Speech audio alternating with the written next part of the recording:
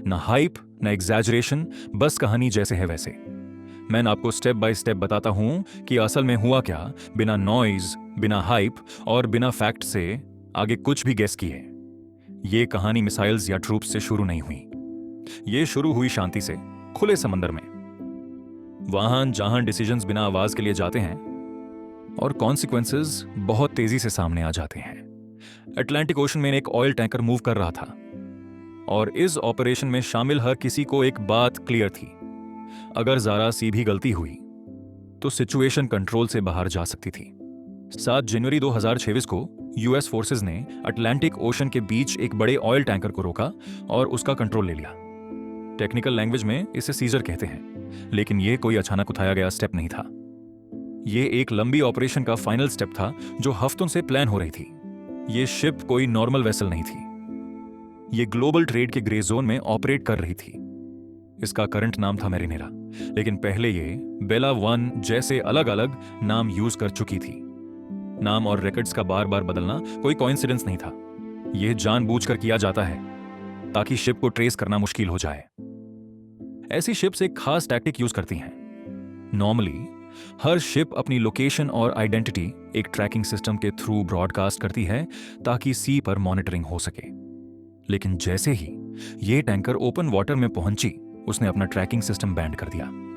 इसका मतलब यह नहीं कि शिप गैप हो गई, लेकिन हां, स्टैंडर्ड टूल से उससे ट्रैक करना काफी मुश्किल हो गया। और यही वो गप होता है जहां इलीगल ऑयल मूवमेंट होता है।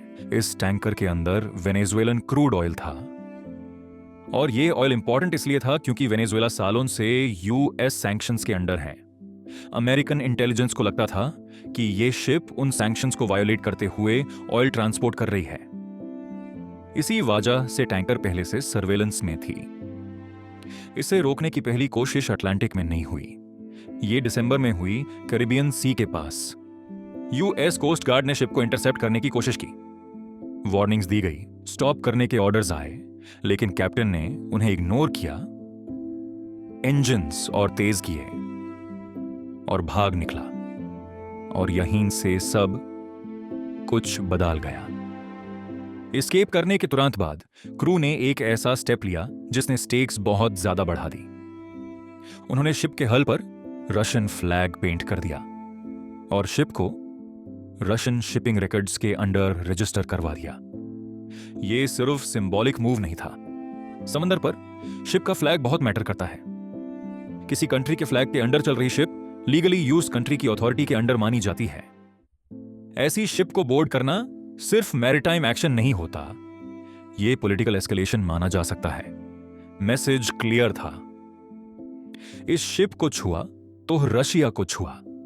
इस प्रोटेक्शन के साथ टैंकर अटलांटिक क्रॉस करके यूरोप की तरफ बढ़ने लगी। एक्सपेक्टेशन यह थी कि रशियन फ्लैग और पेपर वर्क के बाद कोई भी एक्शन लेना बहुत रिस्की हो जाएगा, लेकिन परस्यूट रुकी नहीं। यूएस होमलैंड सिक्योरिटी और मिलिट्री एसेट्स ने शिप को पूरे ओशन में ट्रैक करना जारी रखा। पोजीशन छुपाने की कोशिश के बावजूद एडवांस सर्वेलेंस से शिप आइडेंटिफाई होती रही।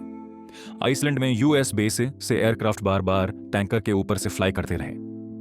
अभी कोई इंटरसेप्शन नहीं, कोई डायरेक्ट कॉन्फ्रंटेशन नहीं, सिर्फ प्रेशर। ये फेज शिप को तुरंत पकड़ने का नहीं था, यह वेट करने का फेज था। क्रू को पता था उनका पीछा हो रहा है। यूएस फोर्सेस को पता था शिप अब रशियन फ्लैग के अंडर है। सवाल सिर्फ यह था, कब और कहां एक्शन लिया जाए बिना किसी बड़े कॉन्फ्लिक्ट को ट्रिगर किए। और फिर रशिया ने डायरेक्टली रिएक्ट किया। जैसे ही मॉस्को को पता चला कि रशियन फ्लैग्ड वेसल को एक्टिवली परस्यू किया जा रहा है, नेवल फोर्सेस भेजी गई। बड़े वॉरशिप्स एस्कॉर्ट के लिए मूव हुए। एक सबमरीन, जिसे न्यूक्लियर केपेबल बताया गया, भी साथ आ गई। यह रूटीन प्रोटेक्शन नहीं थी, यह एक वार्निंग थी। सबमरीन्स के होते हुए हर मूवमेंट सेंसिटिव हो जाता है। एक गलत सिग्नल, एक गलत असम्पशन और एस्केलेशन तुरंत हो सकता था।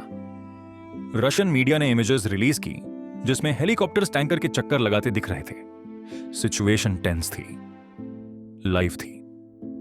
इस पॉइंट पर यूएस अकेला नहीं चला। यूनाइटेड किंगडम ने ऑपरेशनल सपोर्ट दिया। रॉयल नेवी का एक ऑक्सिलरी शिप डिप्लॉय हुआ। रॉयल एयरफोर्स के एयरक्राफ्ट स्कॉटलैंड और आइसलैंड के बीच एक क्रिटिकल कॉरिडोर को मॉनिटर करने लगे। अब पूरा फोकस एक स्ट्रैटेजिक जोन पर आ गया, ग्रीनलैंड, आइसलैंड और यूके के बीच का एरिया। ये रशियन वाटर्स और अटलांटिक के बीच का की पैसेज है और नेटो टेरिटरी के काफी करीब पड़ता है।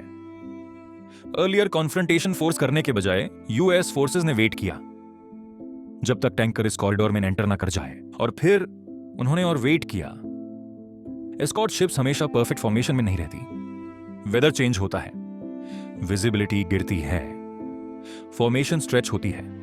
जैसे ही एक छोटा सा गप बना जब एस्कॉर्ट वेसल्स टैंकर के बिल्कुल पास नहीं थी। मूव किया गया। यूएस कोस्ट गार्ड टीम्स और स्पेशल फोर्सेस ने लाइटनिंग स्पीड में एक्शन लिया।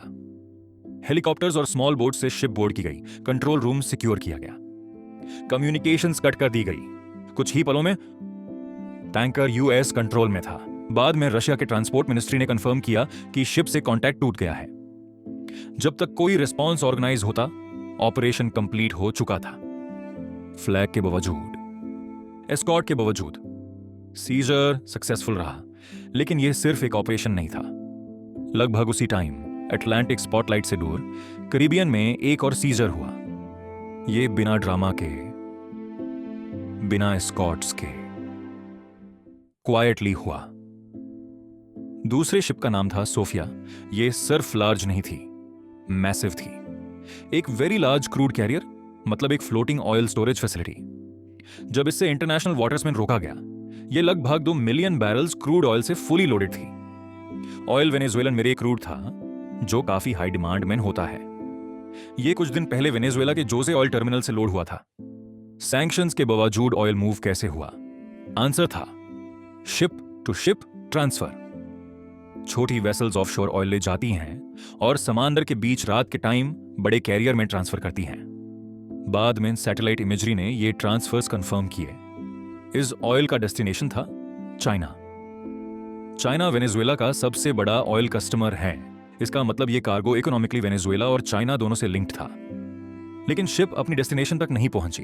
इससे इंटरसेप्ट कर लिया गया और ऑयल यूएस पोर्ट्स की तरफ रिडायरेक्ट कर दिया गया। चाइना ने इस पर तेज रिएक्शन दिया। इस एक्शन को एनफोर्समेंट के बजाय बुलिंग कहा और मिड रूट रिसोर्सेज इंटरसेप्ट करने की कंडेम की। यहीं से कहानी पॉलिसी में एंटर हुई।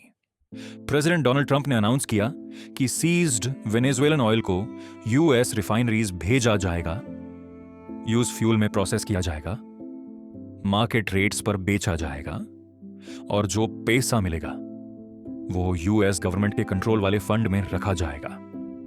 क्लेम यह था कि पैसा वेनेजुएलन और अमेरिकन इंटरेस्ट्स दोनों के लिए यूज होगा। इस अनाउंसमेंट ने कई गवर्नमेंट्स को शॉक कर दिया। मार्केट्स ने तुरंत रिएक्ट किया।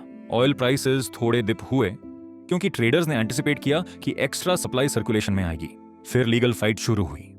रशिया और वेनेजुएला ने कहा कि इंटरनेशनल वाटर्स में शिप सीज करना इंटरनेशनल मैरीटाइम लॉ का वायोलेशन है। उन्होंने इससे पायरेसी कहा। रशिया ने बोला यह एक रेड लाइन क्रॉस करना है। यूएस ने जवाब दिया। नेशनल सिक्योरिटी कंसर्न्स और कोर्ट ऑथराइजेशन के बेसिस पर यह एक्शंस लिए गए। यहां एक आयरनी भी थी। यूएस ने अभी तक formally UN convention on the law of the sea ratify नहीं किया, लेकिन अक्सर दूसरों को उसके प्रिंसिपल्स फॉलो करने को कहता है। रशिया ने इसी कॉन्ट्रडिक्शन को तुरंत हाईलाइट किया। ऑपरेशंस के बाद US secretary of homeland security का एक मैसेज आया, you can run but you can't hide.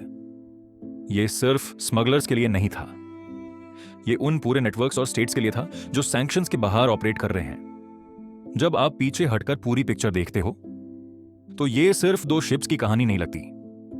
यह एक शिफ्ट है पावर को एनफोर्स करने के तरीके में। सिर्फ सैंक्शंस अब ऑयल फ्लोज को नहीं रोक पा रहे, इसलिए शैडो सिस्टम्स बनते हैं और अब एनफोर्समेंट पेपर वर्क से निकलकर फिजिकल कंट्रोल तक आ चुकी है। अगर यह पाथ कंटिन्यू होता है तो समंदर खुद नेक्स्ट फ्रंटलाइन बन सकता है।